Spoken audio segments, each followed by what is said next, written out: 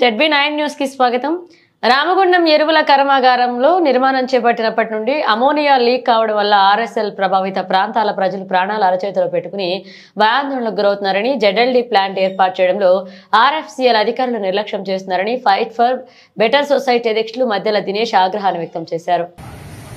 పునఃప్రారంభించినప్పటి నుంచి ammonia leak కావడంతో చుట్టుపక్కల ఉన్నటువంటి ఆర్ఎఫ్సిఎల్ చుట్టుపక్కల ఉన్నటువంటి ప్రజలు అనేక రకాలుగా ఇబ్బందులు పడుతున్న తరుణంలో మరి పొల్యూషన్ కంట్రోల్ బోర్డుకు ఫిర్యాదు చేస్తే మరి ఈరోజు సమావేశం ఉందని మాకు ఆహ్వానం పలకడంతో member of secretary IAS Ravinayak గారు, అదేవిధంగా వివిధ చీఫ్ ఇంజనీర్లు, ఎన్విరాన్మెంట్ ఆఫీసర్స్, ప్రొఫెసర్స్ సమావేశంలో పాల్గొని ఆర్ఎఫ్సిఎల్లో జెడ్ఎల్డీ జీరో డిశ్చార్జ్ ప్లాంట్ నిర్మాణం చేయకపోవడం వల్లనే వివిధ రసాయనాలతో కూడినటువంటి మురుగునీరు మొత్తం ప్రధాన కాలువల ద్వారా మరి ప్రజల ఇంటి పక్కన నుండి ప్రధాన కాలువల ద్వారా వస్తూ ముక్కులు పగిలేలా భయంకరమైనటువంటి వాసనతో అమోనియా నీటిలో లీక్ కావడంతో ప్రజలు ప్రాణాలు అరచేతిలో పెట్టుకుని జంకుతున్న పరిస్థితి దాపురించింది.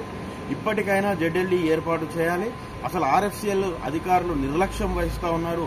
2021లో కూడా ఇదే అమోనియా లీక్ అయింది. 2024 సెప్టెంబర్ 9న కూడా మరి వాటర్లో అమోనియా లీక్ అవడం జరిగినప్పటికీ కూడా ఏమాత్రం కూడా పట్టించుకోవడం లేదు. అదేవిధంగా రెటిఫైడ్ సేఫ్టీ ఆఫీసర్ కూడా లేకపోవడం నిజంగా దురదృష్టకరం. ఆర్ఎఫ్సిఎల్ అధికారుల మీద మాకు ఏమాత్రం సీఈఓల మీద నమ్మకం లేదు. మరి ఆర్ఎఫ్సిఎల్ ఈఐఎల్ ఎన్ఎఫ్ఎస్ఎల్ సౌజన్యంతో నడుస్తుంటే మరి ఆ సీఈఓలు ఖచ్చితంగా ఒక హామీ ఇవ్వవలసిన అవసరం ఉంది.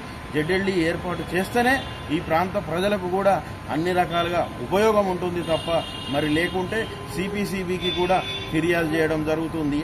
ఈ సందర్భంగా ఫైట్ ఫర్ బెటర్ సొసైటీ ద్వారా మేము డిమాండ్ చేస్తా ఉన్నాం.